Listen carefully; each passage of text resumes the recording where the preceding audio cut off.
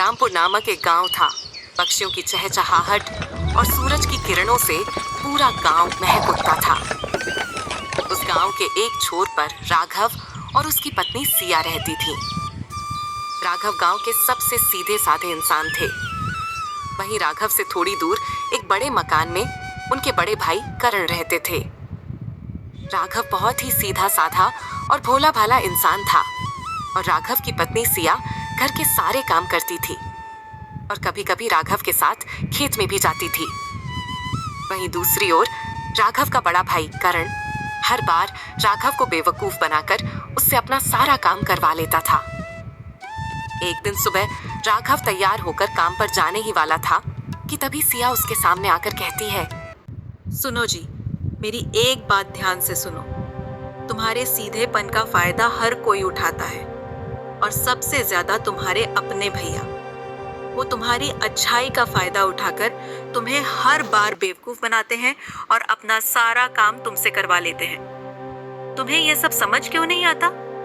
तुम्हें समझाना तो जैसे पत्थर पर सिर पटकने जैसा है, बिल्कुल बेकार। तुम कभी नहीं समझोगे क्योंकि तुम अपने भैया पर आंखें बंद करके अंधा विश्वास जो करते हो। सिया, तुम मेरे भैया को गलत समझ रही हो। ऐसा मत कहो, वो मेरे बड़े भाई हैं। वो भला मुझे बेवकूफ क्यों बनाएंगे? मैं तो उनका छोटा भाई हूँ। हम एक ही खून है। उन्होंने बचपन से मेरा ध्यान रखा है। खैर छोड़ो ये सब बातें। तुम्हें बताकर मेरा ही खून जलता है, कोई फायदा तो है नहीं। तुम एक काम करो, घर के लिए सब्जी ले आओ और हाँ, आज मेरा मन मछली खाने का है तो थोड़ी ताजी मछली भी लेते आना। अच्छा ठीक है, तुम गुस्सा मत करो। तुम बस खाना बनाने की तैयारी करो। मैं अभी बाजार जाता हूँ और तुम्हारे लिए सबसे अच्छी सब्जियाँ और ताजी मछली खरीद कर लाता हूँ। ये कहकर राघव घर से निकलकर बाजार की ओर चल दिया। उसके दिमाग में बस एक ही ख्याल था, जल्दी से बाजार का काम खत्म करके घर लौटना ताकि सिया को चिंता ना हो। रास्ते में चलते चलते राघव की मुलाकात उसके बड़े भाई करण से हो जाती है। अरे भाई राघव, क्या हुआ? इतनी जल्दी में कहाँ जा रहा है? कुछ नहीं भैया, बस घर के लिए थोड़ा सामान लेने जा रहा था। सिया ने कुछ सब्जियां और मछली खरीदने के लिए मुझे बाजार भेजा है। आज घर में मछली बनेगी। इसका मतलब राघव बाजार में सब्जी और मछली खरीदने जा रहा है, यानी उसके पास कुछ पैसे जरूर होंगे। अगर मैं उसे वो पैसे ले लूं तो अपनी पत्नी के लिए गर्मा गर्म जलेबी ले जा सकता हूँ। क्या हुआ भाई, तुम इतने परेशान क्यों लग रहे हो? क्या सोच रहे हो इतने गहरे में? बताओ ना, शायद मैं कुछ मदद कर सकूं। कुछ नहीं रे भाई, मैं बहुत चिंता में हूँ। क्या हुआ भैया, इतनी क्या चिंता सता रही है? आप मुझसे कह सकते हैं। कुछ खास नहीं रे भाई, तेरे भतीजे राजू की तबीयत बहुत खराब है और दवाई खरीदने के लिए मेरे पास एक भी पैसा नहीं है। क्या राजू की तबीयत खराब है? भैया आप पहले क्यों नहीं बोले? ये लो, मेरे पास जितने पैसे हैं सब ले लीजिए। इससे दवाई ले आइए, मैं सब्जी और मछली बाद में कभी ले आऊंगा। नहीं रे भाई, तू अपनी घरवाली के लिए सब्जी मछली लेने जा रहा है, मैं कैसे ले लूं तेरे पैसे? भैया घर की चीजें तो कभी भी ले सकता हूँ, पर बच्चे की तबीयत ज्यादा जरूरी है। आप ले लीजिए पैसे। कर्ण ने मुस्कुराकर पैसे ले लिए और कहा, ठीक है भाई, तू सच्चा भाई है, भगवान तुझे खुश रखे। इतना कहकर वो वहां से चला जाता है।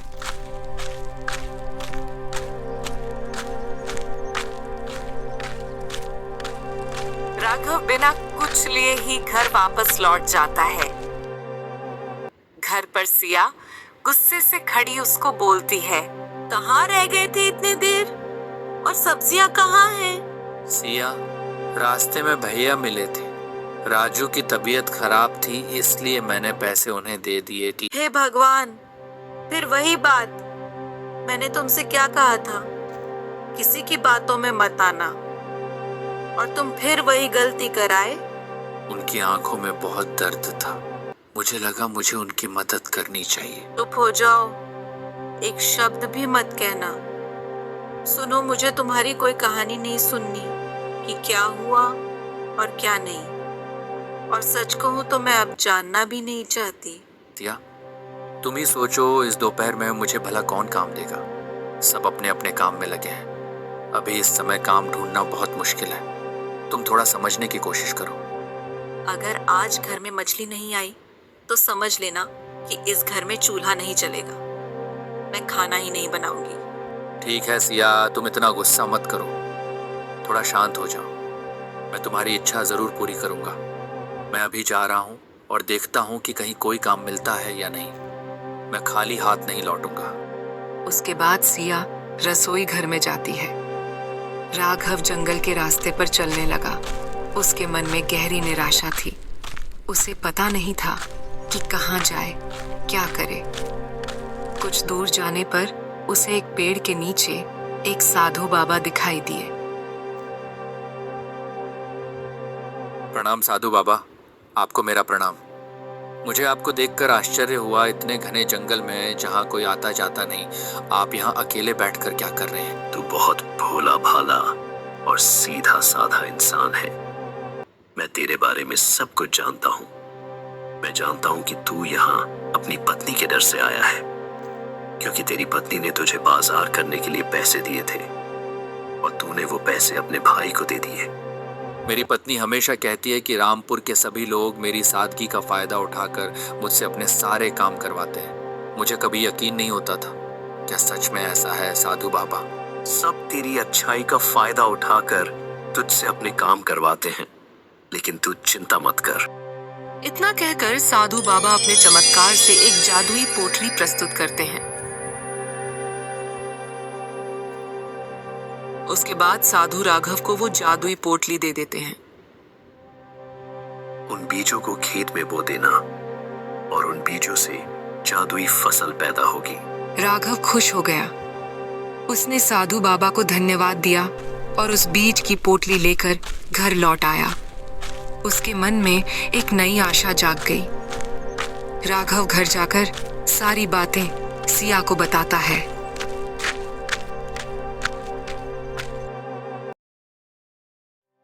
तुम ये सब क्या कह रहे हो? ये सब संभव नहीं है। जरूर तुम्हें कुछ गलतफहमी हुई है। ठीक है, तुम्हें जो कहना है कहो, पर मुझे उन साधु बाबा पर पूरा विश्वास है। कल सुबह होते ही हम इन बीजों को खेत में जाकर बो देंगे। अब छोड़ो ये सब बातें, चलो अब मैं तुम्हें खाना देती हूँ। इसके बाद वो दोनों खाना खाने चले जाते हैं। वाह सिया, मेरी तो आंखों पर विश्वास ही नहीं हो रहा। मैं तो यही सोचकर निराश हो रहा था कि आज शायद हमें भूखे ही सोना पड़ेगा, पर तुमने तो इस साधारण से दाल चावल में भी। बस करो, रहने दो। अब मक्खन लगाकर मेरी इतनी तारीफ करने की कोई जरूरत नहीं है। मुझे अच्छी तरह पता है कि मैं कैसा खाना बनाती हूँ। सच तो यह है कि कई दिनों से मेरा मछली खाने का बहुत मन कर रहा था, इसलिए मैंने पाई पाई जोड़कर कुछ पैसे जमा किए थे और वो सारे पैसे मैंने आज तुम्हें दिए ताकि तुम मेरे लिए मछली ला सको। और तुमने क्या किया? मेरी सारी इच्छाओं पर पानी फेर दिया। बिना मछली खरीदे खाली हाथ घर चले आए। सुनो, कल का दिन हमारे लिए बहुत खास है। हमें कल सुबह जल्दी उठना होगा। हम दोनों मिलकर खेत में जाएंगे। पहले खेत को ठीक से जोत लेंगे और फिर साधु बाबा के दिए हुए इन बीजों को ठीक से लगा देंगे। हाँ, कल हम दोनों जल्दी से उठकर खेत में जाएंगे और साधु बाबा के दिए हुए बीज हम जमीन में बोएंगे। सुनो, अब हम सो जाते हैं। कल सुबह जल्दी भी तो उठना पड़ेगा। अगले दिन सुबह राघव और सिया दोनों एक साथ खेत पर गए। दोनों ने मिलकर खेत में बीज बोए। बीज बोने के बाद वो दोनों खेत से चले गए।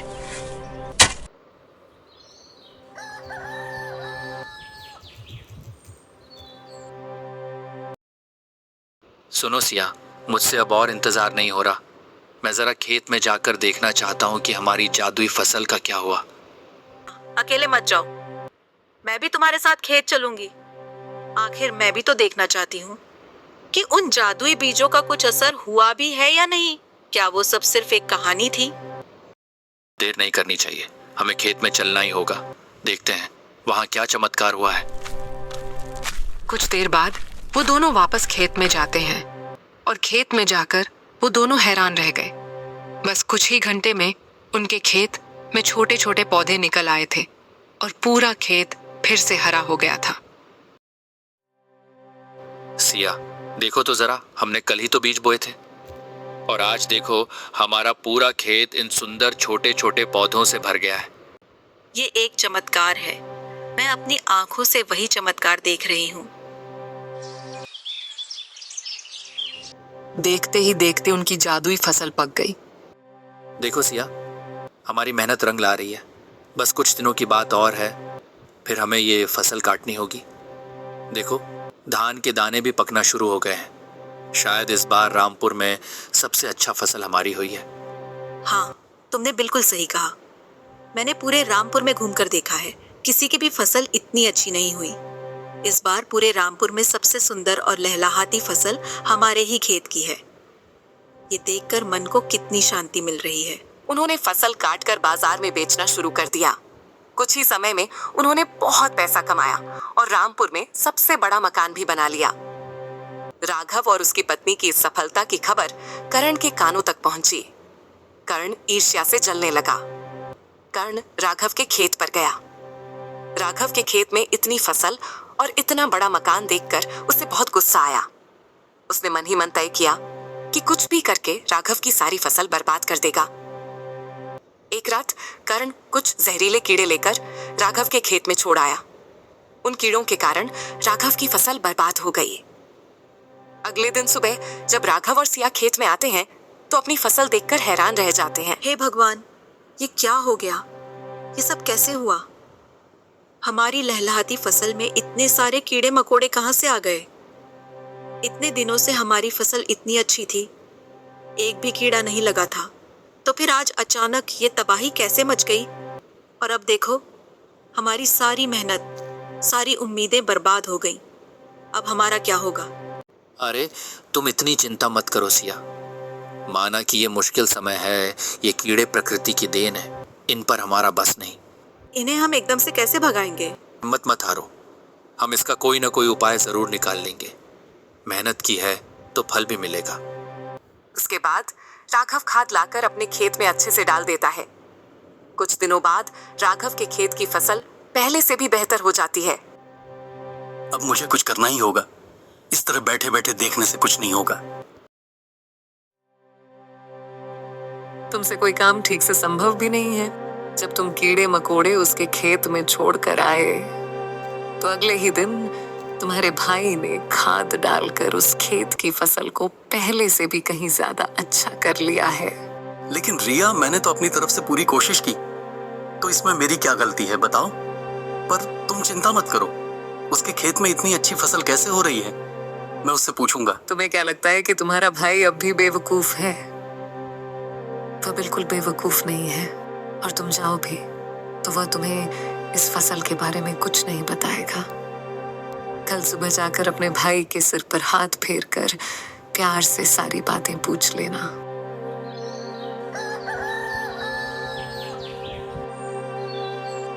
अगले दिन सुबह राघव अपने खेत में जा रहा था। रास्ते में उसे अपना भाई करण मिला। अरे राघव भाई, तू तो बहुत बड़ा आदमी हो गया रे। तू तो अकेले अकेले अमीर होता जा रहा है। क्या एक बार भी अपने भाई की याद नहीं आती? एक बार भी मुझसे पूछा नहीं कि भैया कैसे हो? अब तेरे पास इतने पैसे हो गए हैं इसलिए इतना घमंड हो गया है। और तेरे खेत में इतनी फसल कैसे होती है कि तेरी फसल इतनी सुंदर है और देखते ही देखते इतना बड़ा घर बना लिया? नहीं नहीं भैया, आप ऐसा क्यों कह रहे हैं? ऐसी कोई बात नहीं है। आप मेरे बड़े भाई हैं और हमेशा रहेंगे। आपके सामने मैं भला क्या बड़ा आदमी बनूंगा। दरअसल एक दिन मैं जंगल में लकड़ी काटने गया था। उस जंगल में मुझे एक साधु बाबा मिले थे। उन साधु बाबा ने मुझे कुछ बीज दिए, जिसके बाद मैंने उन बीजों को अपने खेत में बो दिया। इसका मतलब इतनी सुंदर फसल के बीज उस साधु बाबा ने दिए हैं? हाँ भैया, ये सब उन्हीं साधु बाबा की कृपा है। आपको भी एक बार उन बाबा से मिलना चाहिए। वे बहुत अच्छे मन के इंसान हैं। मुझे पूरा विश्वास है कि आप जब अपनी परेशानी बताएंगे तो साधु बाबा आपकी मदद जरूर करेंगे। अच्छा ठीक है भैया, आपसे मिलकर अच्छा लगा। अब मैं खेत की तरफ जाता हूँ, वहाँ अभी बहुत काम बाकी है। फिर मिलते हैं।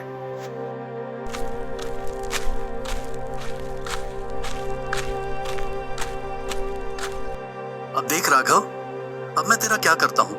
तूने वो जादुई फसल बेचकर बहुत सारे पैसे कमाए हैं। अब मैं तेरी उस फसल की 12 बजाऊंगा। कर्ण सब कुछ सुनकर जंगल में गया। साधु बाबा, आप मेरी मदद कीजिए, मैं बहुत बड़ी समस्या में हूँ। हमारे रामपुर में एक आदमी है, वह बहुत बुरा इंसान है। वह रामपुर के सभी लोगों पर अत्याचार करता है और सबको डरा धमकाकर सबकी जमीन पर कब्जा कर लिया है। और मैं अपनी एक छोटी सी जमीन पर खेती करता हूँ। बाबा, मैं चाहता हूँ कि आप मुझे ऐसी कोई चीज दें जिससे मैं जब उसके खेत में डालूं तो उसकी सारी फसल बर्बाद हो जाए, और ऐसी कोई चीज दीजिए जिससे मेरे खेत की फसल और भी अच्छी हो जाए। कर्ण की बात सुनकर साधु बाबा उसे 2 जादुई पोटलियां देते हैं। वे दोनों पोटलियां लेकर कर्ण जल्दबाजी में वहां से चला जाता है। अरे पागल, तू जिसकी फसल का नुकसान करने जा रहा है उसकी फसल जादुई फसल है और मेरे दिए हुए बीजों से ही उसके खेत में फसल हुई है, और तू वह पोटली लेकर इतनी जल्दी चला गया। मैंने तुझे यह भी नहीं बताया कि किस पोटली में कौन सी जादुई शक्ति है। तुमने अपनी जिंदगी का सबसे अच्छा काम आज किया है। आज रात धीरे धीरे जाकर अपने भाई के खेत में यह एक जादुई शक्ति डाल देना, फिर देखना उसकी सारी फसल बर्बाद हो जाएगी। और दूसरी जादुई शक्ति अपने खेत में डाल देना, देखना तुम्हारे खेत की फसल बहुत सुंदर होगी और तुम्हें ज्यादा मेहनत भी नहीं करनी पड़ेगी। तुमने सही कहा रिया, अब हम अपने भाई राघव से भी ज्यादा अमीर हो जाएंगे। अब मेरे भाई राघव का सर्वनाश होगा। अब देख राघव, सुबह होते ही तू माथे पर हाथ रखकर रोना शुरू कर देगा। सुनो, जब वह जादुई फसल बिकेगी तो उन पैसों से मैं कुछ गहने बनवाऊंगी, और ऐसे ऐसे गहने बनवाऊंगी जो इस रामपुर में किसी के पास नहीं है। हाँ रिया, अब बस कल सुबह का इंतजार है। कल सुबह मेरे खेत की फसल बहुत अच्छी होगी और दूसरी तरफ राघव के खेत की सारी फसल बर्बाद हो जाएगी। रात होने पर कर्ण चुपचाप राघव के खेत में जाकर एक पोटली बिखेर देता है, फिर अपने खेत में जाकर दूसरी पोटली बिखेरता है। उसके बाद कर्ण अपने घर चला जाता है।